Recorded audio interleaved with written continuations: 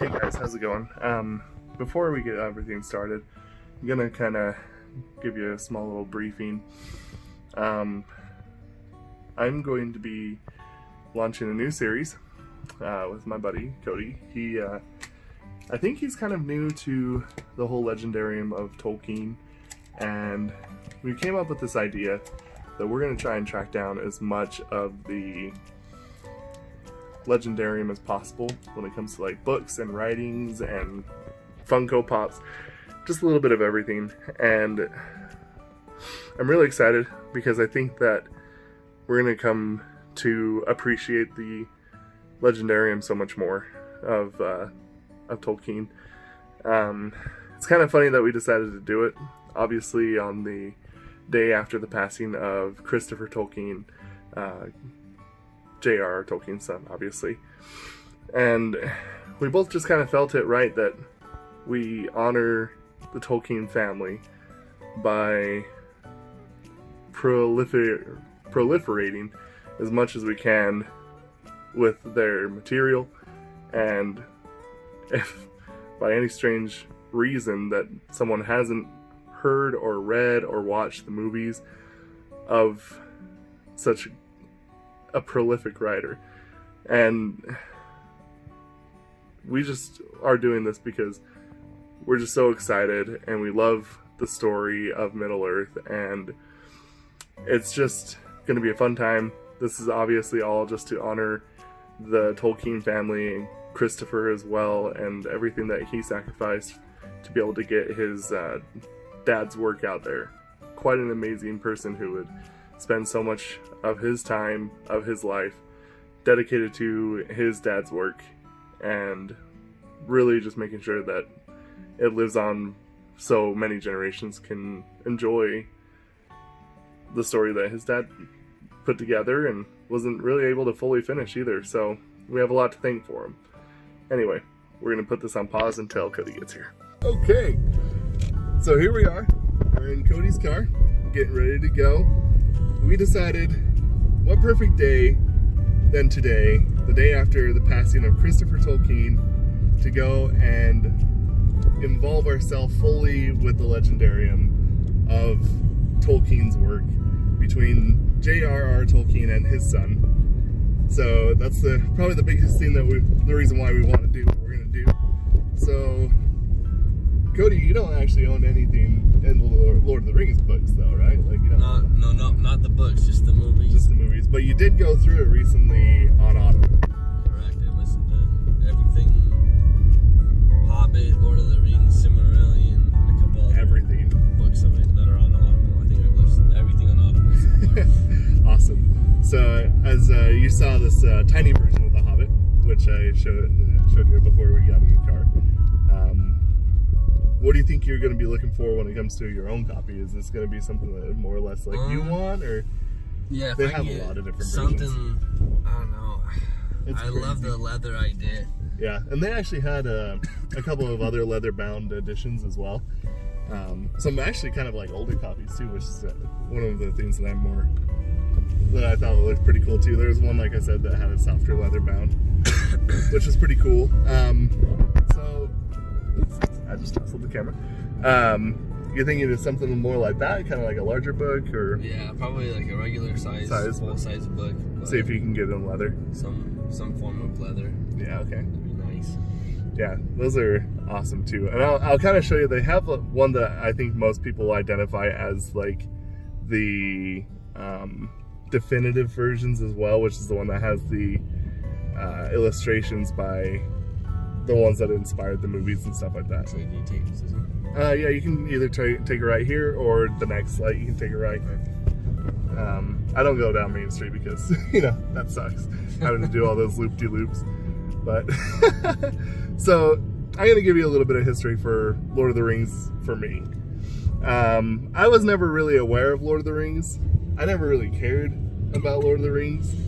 I was actually always kind of like a Japanese anime guy for a long time. Then I started hanging out more fully with my buddy Chandler, and probably people who have if you've listened to the podcast or anything like that, have probably heard the story, but I'm going to go through it so, you know, you can kind of get an idea. when I was about 13 or 14 years old, I started seeing the trailers for the Lord of the Rings movies, and I thought it looked kind of cool, but I had no idea what it was. So my buddy Chandler basically lent me all of his copies, and our tradition was that we would go to each movie together in the theater to watch Lord of the Rings. Nice. Yeah, so basically the majority of my life, I've been a pretty big fan because of the movies. I had access to the books, but I wasn't really fully interested in actually reading them at the time. I wasn't really involved with it at the time. But as time went on, the movies came out, and Audible became a thing. Yeah, take it right here. And then thanks to Audible, I was able to kind of go through it a little bit more easy, and they're kind of crazy books to read. So the ones I've seen are big books. Yeah, it's pretty nuts. So that actually influenced a lot of the stuff that me and Chandler did back in the day.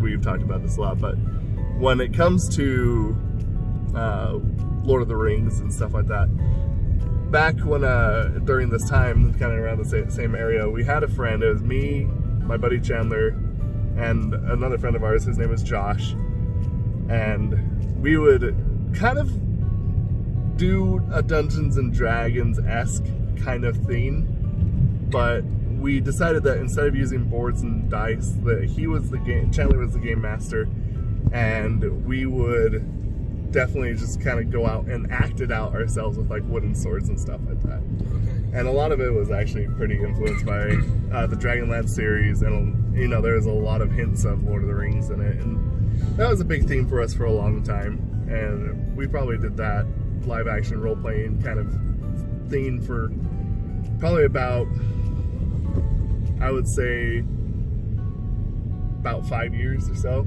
So it was a pretty big thing. And then they started doing the Hobbits, and that kind of reignited that whole thing. So that's kind of where it all happened. Obviously, I don't know if you were there, but our work actually paid for us to go and see the last Hobbit or two in the theaters. Mm-hmm. And then that was the point I was like, you know what, I need to go through it on Audible. You went through all the books on Audible, like 5 or 6 months before I did? Yeah, it's probably about that. So, yeah, that's probably about right. Probably. Oh no, you're fine going this way. You're just gonna have to make a left-hand turn this time. But so, in any case, that's kind of my little introduction to Lord of the Rings and this whole thing. What about you? What's your big deal with Lord of the Rings? When I was like 7 or 8, I think is when they first started coming out. Okay. I remember when I was, even a little bit before then, I remember watching like the cartoon version of The Hobbit. The one where like they stab a monster and suddenly there's like spirals and and so we started watching the Fellowship of the Ring and all of the trilogies for the Lord of the Rings itself, and then growing up we just would watch those a couple times a year. You got to just really enjoy watching them, and so that's all I really did with Lord of the Rings for most of my life. I just enjoyed it. And, my twin brother Cameron and I would always act, that old Helm's Deep remake. Things like that, yeah. We'd always play there's a couple video games we had for it. Cameron's always playing Legolas so he can shoot people with his bow, and I'd always play Sounds like Cameron. It was just so much fun. Or Gimli, I love playing Gimli. Gimli was awesome. Beating people up with my axes, but then it's when I started listening to the books on Audible, is when I really started getting my deep passion. Is this one? Yeah, take a left here. Is when I started getting my deep passion for it. I just started falling in love with the series and Tolkien's writings and how everything happened. And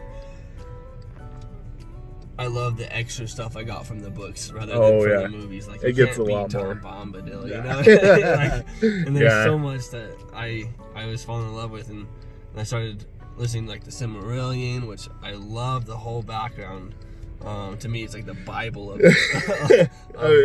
it's like the Bible because it actually physically reads like the Bible a lot of the times. It reads like names and this person begat this person. And then they have to go through it in like 3 different languages too. It's like, this is it in Elvish, this is it in Numenor, and this is it in, But basically, I just really fell in love when I started listening to the books. And started finding some YouTubers who dedicate themselves to Men of the West. Yep, Men of the West. To Lord of the Rings and that whole entire culture. Absolutely. I just love everything. Then I nerded out for a while for like the gods of Lord of the Rings and all that. I just love it. Sometimes I feel like you have to do that with the gods of Lord of the Rings because there's so many and they have so many different names and they do so many different things. Like I remember at one point during Silmarillion, when I was going through it, I was like writing down everyone's names and made like a little, like what they created, like and what they kind of like was their of everything. I didn't complete it because I could not keep up. But now, if I remember correctly, though, you were talking to me about how when you were younger, you guys actually tried to learn Sindarin. Yeah. So my brother and I are still trying to learn Sindarin. And we actually can, my twin brother and my younger sister Carly, we can all write in Tengwar, which is the written language of right in Tengwar. You can speak in Sindarin. Yeah. So, I mean, we're not fluent in Sindarin yet, but we want to become fluent. It's just so, like, just a couple of us can talk in it. Heck and it'd be funny to just imagine us sitting in a restaurant and just we're speaking talking in Elvish. another language, talking in Elvish, and these guys just come out to us like, what the hell? What are you guys talking about? I have no idea. But and then I'm trying to write from Sindarin to Tengwar and translate into English. Mostly when we write things together and just notes back and forth, it's like English Tengwar version. So we break it down into English, but things I write on my own, I write Tengwar, break it down into Elvish, from Elvish to English. And I think that's a lot of fun. That's really cool. My calligraphy is kind of bad. I wish it was beautiful, but that's the interesting thing is like a lot of times at work and stuff like that, if it's like around Halloween, which is generally my favorite holiday, you guys will actually write out like, hey, happy Halloween, but you'll write it all in Tengwar. Right. And I'm trying to remember exactly. I'm quite out of practice with this, but I used to write in the High Elvish. I think that's Quenya. Quenya, and I'm way out of practice. I couldn't do anything in it anymore. But oh my goodness, traffic's pretty bad right now. Yeah, traffic is pretty bad, and I thought that truck was gonna smash that poor little guy. But yeah, so that's pretty cool. And we write Sindarin, so it's the Wood Elf version, the lower language. Yeah, the more common. The common language. Yeah, me and my buddy Chandler we were trying to be the pompous people, like, oh, you speak Sindarin. But I don't know. I think also too, looking back at it, it's probably because it's actually just a little more simplistic in a lot of ways. Yeah. Now I'm like, dang it, Chandler. Yeah, so you're gonna want to turn in, yeah, at this light. But now that you've kind of gone through the basic Legendarium and things like Lord of the Rings and The Hobbit mainly, who do you think is the most underappreciated character? Underappreciated character? Yeah. Oh my gosh, I don't even. So first off, I'm awful with names of remembering anything. And if you tell me someone, I'll know exactly who they are, what they do, and every special piece of armor that they wear. But like to remember a name is hard. But well, I don't know actually.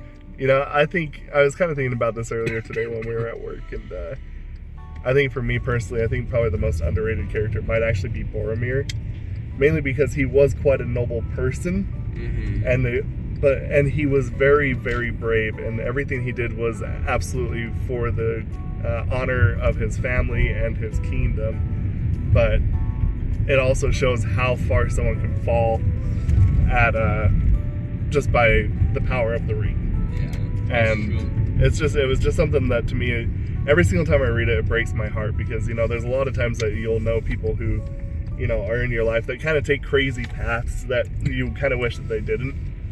And you just kind of see that failed potential.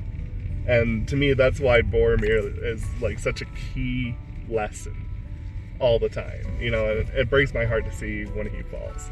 Yeah. So, I don't know. It's rough. Yeah, it's every single time you see those like 3-foot arrows go into his chest, it's like, dang, that sucks.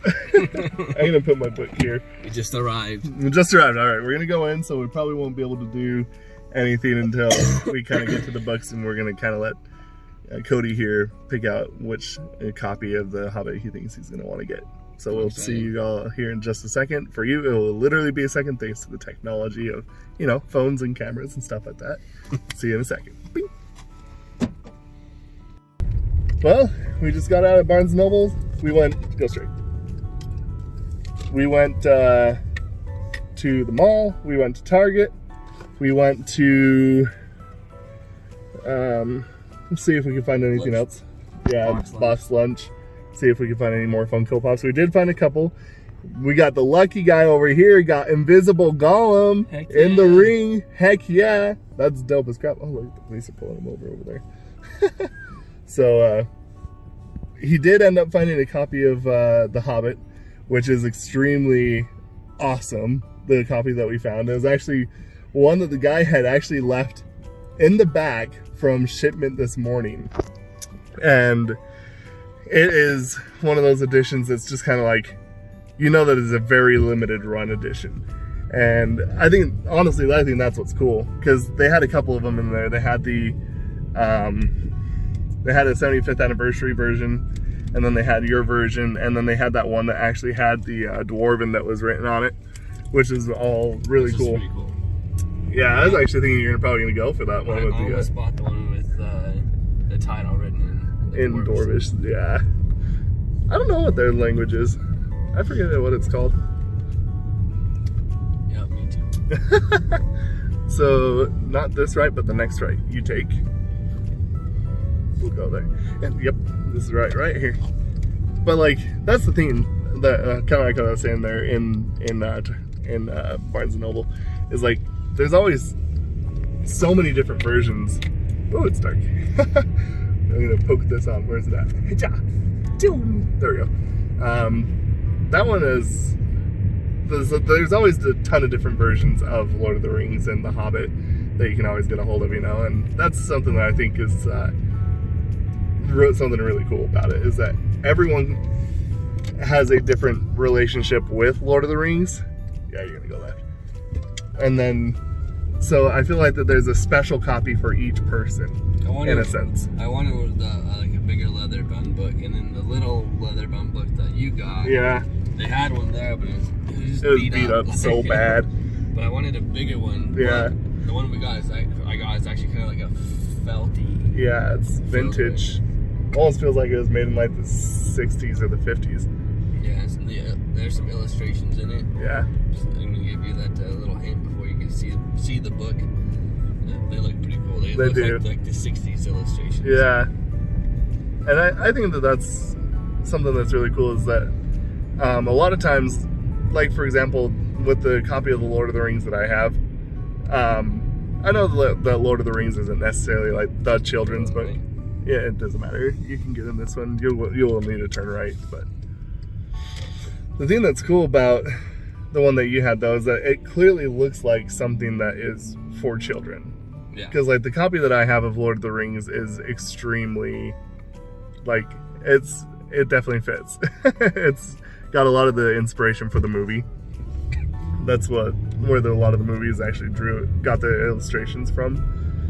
It's from this particular version, but it's definitely not a kid's version. And I think that that's something that is really something wholly awesome about The Hobbit, is like, that is a kid's book. He wrote that for, of course, rest in peace, Christopher Tolkien. You know, he was the reason, you know. I mean, and don't mind my beard, but I am a child inside.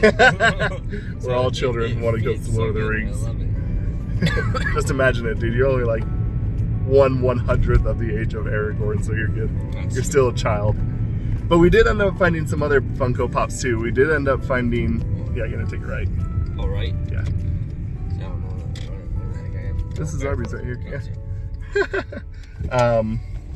We found Grishnak, the Funko Pop for Grishnak. So we both got that. He also, like we talked about, he got the Invisible Golem.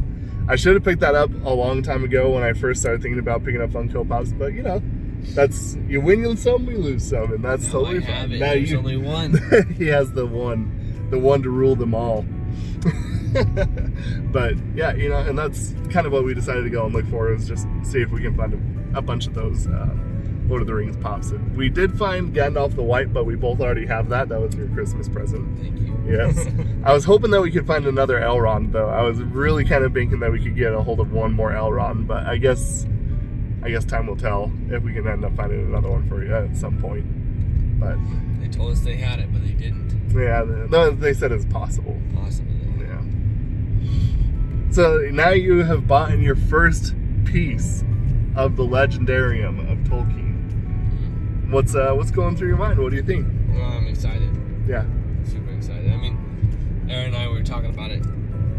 So, my wife and I were having a baby. Oh, baby. And so, a baby boy. Baby boy! And I can just imagine myself, because it has like the little illustrations in it. I just want to sit at the fireplace with my little man and just read the book with him. Look, Frodo. It's Mr. Bilbo's trolls. It's his trolls. And you can show him the trolls. Yeah, baby boy on the way, you know, like maybe while you're sitting there making some jerky that should be coming out here pretty soon. Whoop, whoop.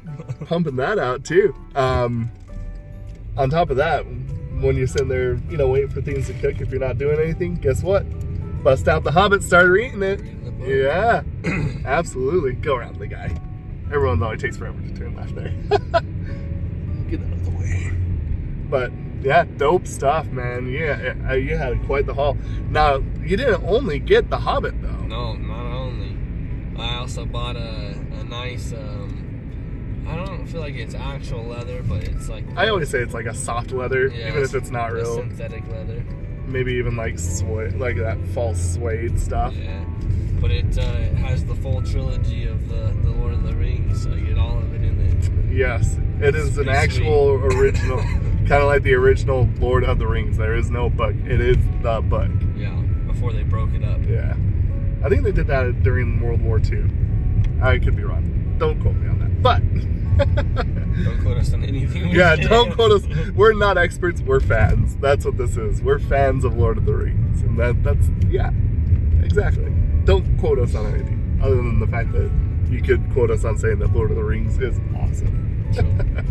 And then one of my favorite parts of that leather-bound book is it actually gives at the beginning.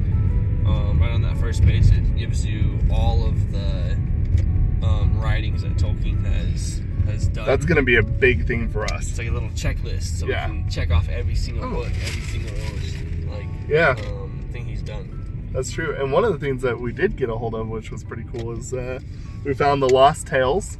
Yeah. That's pretty cool too. They only come in a crappy paper-bound version, so it's going to be one of those ones that's like got the glue back. So. All right. Yeah, let's check it out. Oh yeah. As we already saw, we have Grishnak here.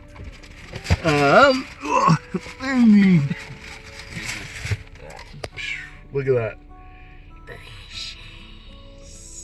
Ah, that's cool. Yeah, that is so cool. Then we have the Unfinished Tales. Thank you, Christopher Tolkien, for that one. And oh my goodness. There's my little Hobbit. Oh my goodness, it's so gorgeous. It's so... Ooh, I feel that in my soul. Oh yeah. I missed the page there. Oh my goodness. There's all of the things he's written. Yes, that's gonna help us out in our journey. Look at these. Hey, look at that. That's the dwarves. There's all these illustrations inside of it. Yeah, buddy. Oh, there's Schmeagle. Coming up on a big illustration. There you go. It's your trolls. It's trolls. He used to tell us about those when we were kids. So we're super excited about this. Heck yeah. I'd say that tonight was pretty successful overall, even if we didn't quite get everything. Oh, yes, there it is. Oof. Oh, yeah. Big oof. So gorgeous. I like that. You know, I kind of like the fact that it's not gold leaf, because I know that's supposed to protect the pages, but Yeah. I don't know. I think it's also kind of a cheap ploy to make things look more expensive. That is, oh, yes. So super nice. Yeah. Excited about that. Heck yeah. That's our adventure for the night. Yeah, this is hopefully we can continue to do this. Let's hope we can continue having more success. So the next one, I guess the next question is you own Lord of the Rings. Do you want to move on and see if you can find like a copy of each of your actual single issues of Lord of the Rings next? If I can get like each single edition of the Lord of the Rings separate, but also in like a leather bound Or even a hardbound? book or a hardbound book, I'm not much of a paperback. Yeah, kinda me guy. neither. I kind of hate that these are the only way that comes like Yeah. that, but what can you do? I'm gonna have to start some of those. I mean, you gave me that Sindarin book to teach me. I did! How to That's speak right. Sindarin. That was, what, 2 years ago, I Yeah, think? it's been about 2 So I years. got that. We found this book that it's all about Tolkien, and his addiction to other languages. Yeah, and like his drive on creating his own. Yeah, so I might pick up that. I don't know. Yeah. There's a bunch of them I wanted. There's a bunch to take over, that's for sure. And we might have to stop by other than just Barnes & Noble. We'll just have to kind of see in our journey. Yeah. So, anyway, thank you all, and we will check you out next time.